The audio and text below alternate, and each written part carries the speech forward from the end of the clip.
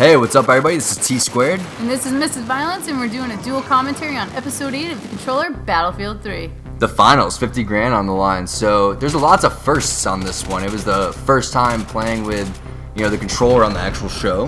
Right, very true. It was the first time, playing on a PS3 controller for me, competitively, that is. That's for sure. I definitely don't use PS3 controllers on Call of Duty Black Ops when I played on the circuit this year. So I actually changed my setup and went with an Afterglow controller that's shaped for 360 users. So it was my first time as well playing for, 50 grand on the line on a PS3 controller. Which was pretty crazy because we only got to practice in the AMD War Room, and everybody knows that, it's nice having the 3 monitors. It's pretty much the sickest setup that you could have. So it's also the first time that we're playing for $50,000 in the middle of the desert with, a 3G router and cameras on you. That was intense. The cameras made it a lot more intense, a lot more, motivating though as well. And I felt the most alive when Johnny was, telling us to spawn. That was crazy for me.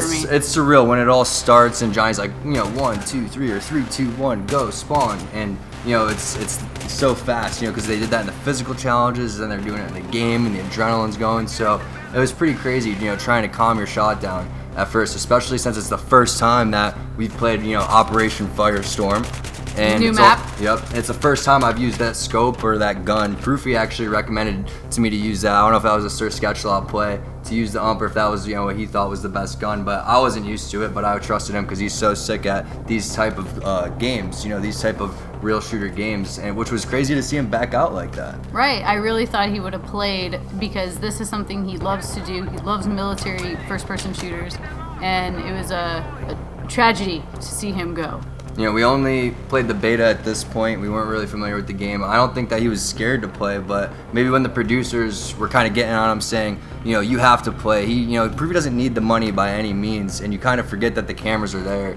And, everyone could use the extra 25 grand for sure, but maybe he wanted to keep his pride a little bit and his dignity when the guy was being so harsh on him, because they don't show, everything that was going on in the actual episode. There's only so much that you could fit in that time slot. Right, and I don't think we had a lot of time to think about our fan bases, to be honest with you guys. It was 8 days in the desert, and I for sure forgot about existence of MLG. Everything was just gone. All the new releases that were coming out in fourth quarter, like Assassin's Creed, Elder Scrolls, I couldn't play any of these games because my main focus became winning 50 grand in the middle of the desert. Yeah, the show really consumes you, and you were so tired after, being in the barracks, spending 7 nights, 8 days there, and it's not like we only had bread and water, but it's tiring going and running into the physical challenges, the weather, all of the elements, and then the shock factor that, hey, you're playing right now for the first time with the controller, the first time when you only played the beta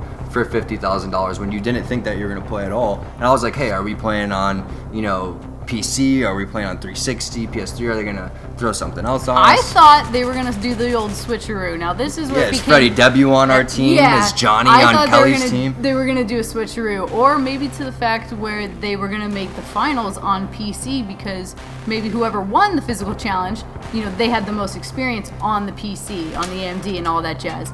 But they changed it, and we were sitting there playing on the consoles.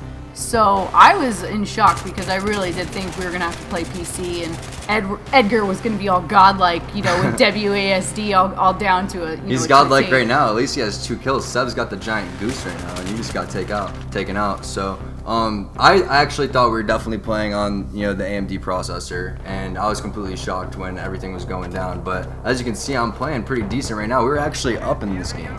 Yeah, it was a little scared. I do check scoreboard, here and there, and I noticed he was up by a few kills, but we were neck and neck, throughout the first part of the game. But as you can see, Seb still goose-egging it for me. Yeah, and reflecting back on the show, what was it like having, Seb as a teammate and also getting last place, in the physical challenge and, having him thrown at you as your teammate?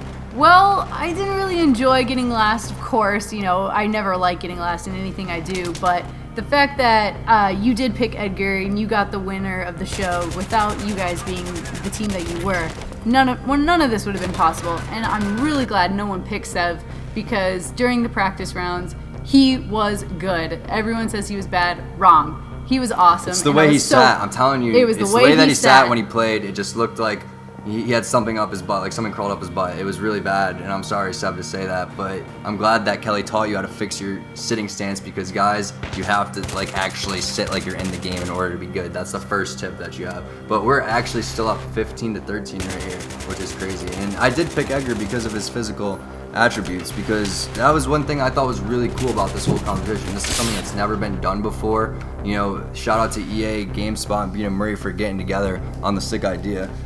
Yeah, it was pretty awesome, but I didn't like the physical challenge. I mean, what was going through your mind when they said, no, you can't touch the controller anymore?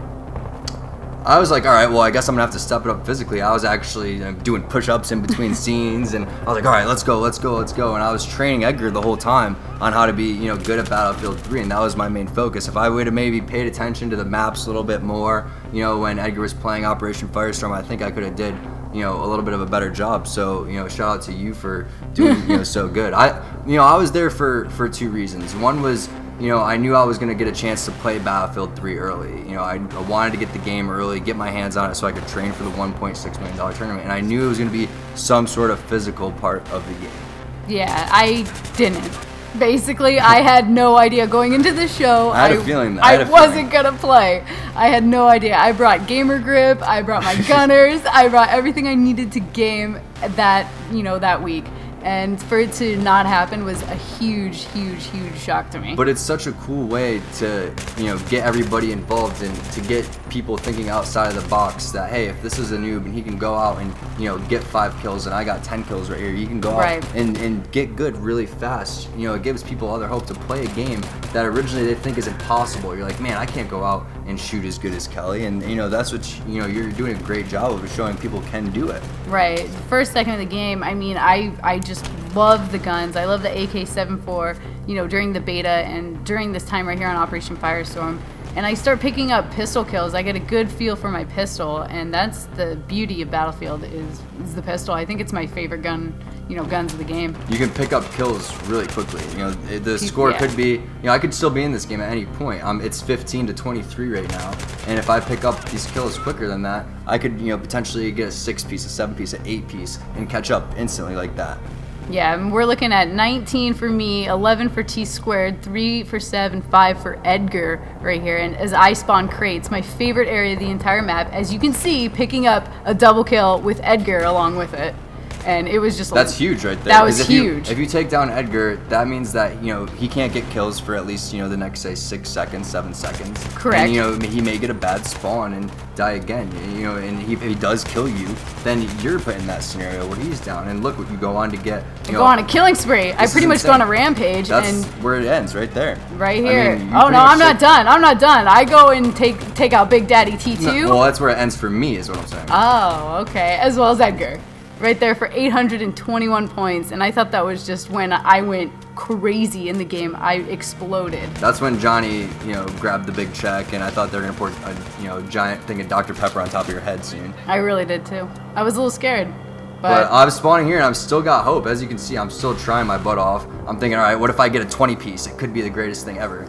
But no, Kelly shuts down my hopes and dreams. I don't think so, because I pick up my 28th kill of the game, and that's when the game ends and I go crazy. Winner, winner, chicken dinner. Winner, winner. 28 and 12. That's not what my screen looked like. Mine said your team lost. I got MVP. Oh, no.